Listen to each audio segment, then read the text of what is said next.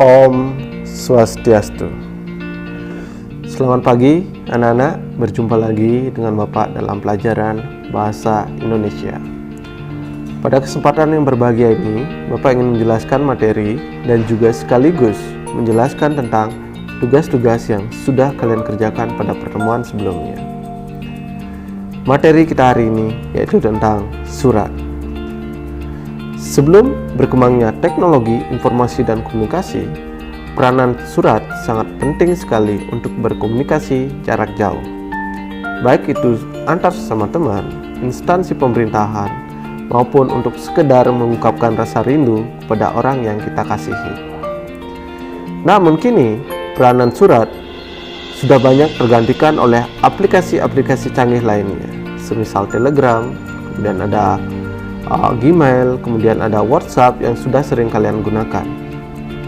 Namun demikian, peranan surat masih eksis sampai saat ini. Contohnya saja adalah ketika kalian tidak bisa hadir dalam pembelajaran tatap muka, pasti kalian diminta untuk membuat surat, bukan? Nah, maka dari itu, pada hari ini sangat penting sekali untuk kalian.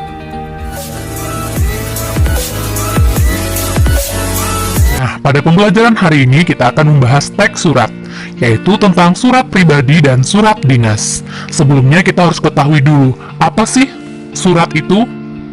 Oke, surat adalah sarana komunikasi untuk menyampaikan informasi atau pernyataan tertulis dari satu pihak kepada pihak lain. Fungsi surat ada 4. Pertama, dokumentasi tertulis seperti surat perjanjian.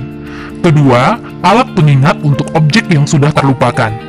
Ketiga, bukti historis untuk menyelidiki keadaan orang, organisasi, dan lain-lain. Keempat, menjadi surat jaminan. Misalnya, jaminan keamanan dan tanggungan. Oke, kita masuk ke surat pribadi. Surat pribadi adalah bentuk komunikasi tertulis yang dilakukan seseorang kepada orang lain membahas keperluan pribadi. Ciri-ciri surat pribadi ada 4. Pertama, isi surat berkaitan dengan masalah pribadi. Kedua, menggunakan bahasa santai atau bahasa sehari-hari, tapi tetap sopan. Ketiga, ragam bahasa tergantung penerima surat. Nah, jika suratnya ditujukan kepada teman, tentu bahasa yang digunakan beda dengan surat yang ditujukan kepada ibu. Tingkat kesantunannya juga berbeda. Keempat, tidak menggunakan kepala atau kop surat.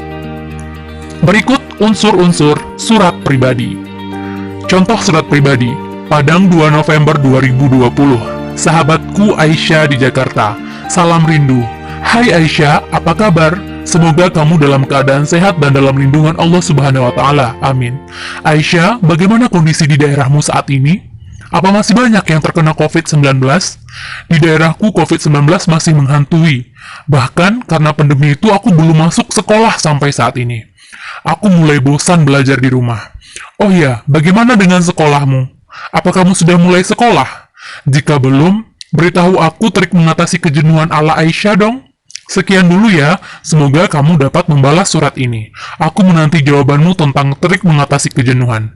Sahabat terbaikmu, Zaskia Az-Zahra. Nah, unsur surat pribadi ini terdiri dari tempat dan tanggal surat, alamat surat, salam pembuka. Salam pembuka ini pada contoh kali ini ditulis salam rindu. Bisa juga digantikan dengan assalamualaikum, salam kangen, salam manis, salam sayang, itu salam pembuka. Kemudian pembuka surat. Pembuka surat ini pada surat pribadi biasanya menanyakan kabar. Yang selanjutnya isi surat dan penutup. Sekian dulu ya, itu tanda-tanda atau ciri-ciri penutup pada surat pribadi. Selanjutnya, salam penutup bisa sahabat terbaikmu, yang terkasih, atau yang selalu merindukanmu. Nah, setelah salam penutup, itu ada nama dan tanda tangan. Itu unsur surat pribadi. Jadi ada 8 unsur surat pribadi. Selanjutnya, surat dinas. Surat dinas adalah surat resmi yang ditulis dalam situasi formal yang berhubungan dengan instansi, lembaga, jawatan, atau organisasi. Nah, surat dinas ini juga dapat ditulis oleh pribadi kok, tapi atas nama lembaga, pemerintahan, atau organisasi yang ditujukan kepada sebuah lembaga. Ciri-ciri surat dinas. Pertama, isi surat berkaitan dengan instansi atau organisasi yang bersifat resmi. Kedua, menggunakan bahasa baku dan efektif. Bahasa yang efektif itu bahasa yang ringkas, jelas, tidak berbelit-belit. Yang ketiga, menggunakan kepala atau kop surat. Nah, jenis-jenis surat dinas ada 6. Pertama, surat permohonan. Surat permohonan digunakan untuk meminta bantuan kepada instansi atau perorangan yang jabatannya lebih tinggi. Kedua, surat tugas. Surat tugas adalah surat yang dikirimkan oleh instansi, lembaga, atau organisasi kepada satu atau beberapa orang untuk menjalankan tugas tertentu. Ketiga, surat perizinan.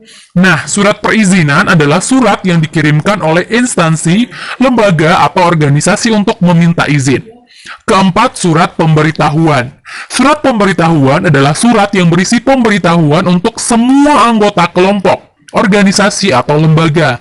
Contoh surat pemberitahuan dapat berupa pengumuman, surat edaran, dan surat pernyataan. Kelima, surat undangan. Surat undangan yang tergolong surat dinas adalah undangan yang dibuat oleh instansi, lembaga, atau organisasi kepada seseorang untuk menghadiri acara dari lembaga tersebut. Dan keenam, surat lamaran pekerjaan. Surat lamaran pekerjaan ini agak berbeda dari beberapa surat sebelumnya. Surat ini ditulis oleh individu atau perorangan untuk melamar pekerjaan yang ditujukan kepada instansi atau lembaga. Nah, berikut unsur-unsur surat dinas.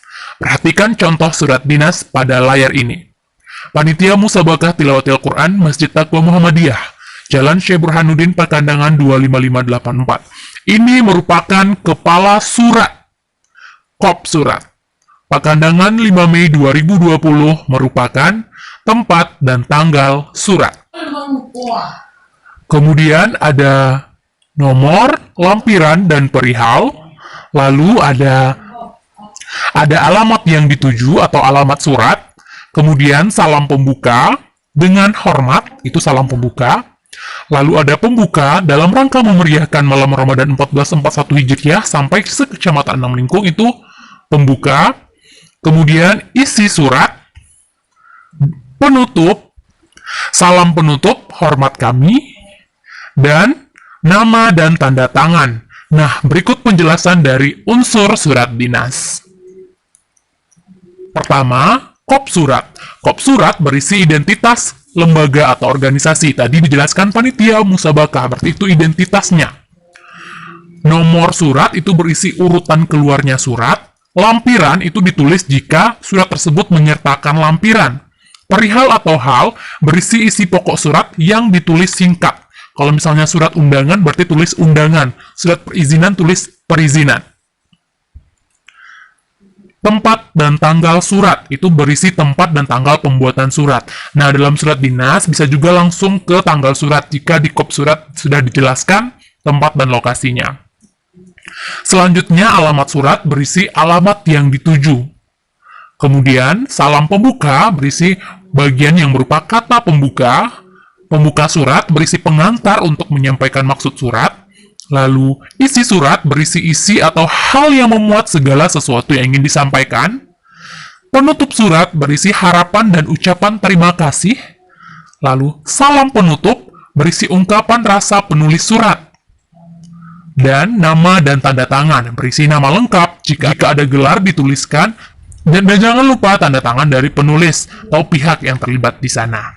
Nah, itulah penjelasan dari unsur teks surat. Apa sih yang membedakan surat pribadi dan surat dinas? Mari kita lihat pada perbedaan surat pribadi dan surat dinas. Nah, kalau surat pribadi, isi suratnya berisi keperluan pribadi. Sedangkan pada surat dinas, isi suratnya berhubungan dengan instansi, lembaga, atau organisasi. Kedua, pada surat pribadi, bahasa yang digunakan adalah bahasa sehari-hari atau bahasa santai, namun tetap santun. Sedangkan pada surat dinas, menggunakan bahasa baku dan efektif.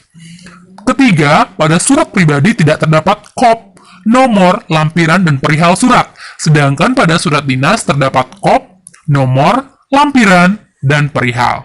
Nah, itulah pembahasan kita tentang surat pribadi dan surat dinas. Demikian penjelasan Bapak tentang surat hari ini. Semoga apa yang Bapak sampaikan dapat bermanfaat bagi anak-anak. Akhir kata, Bapak ucapkan terima kasih. Om Santi Santi Santi.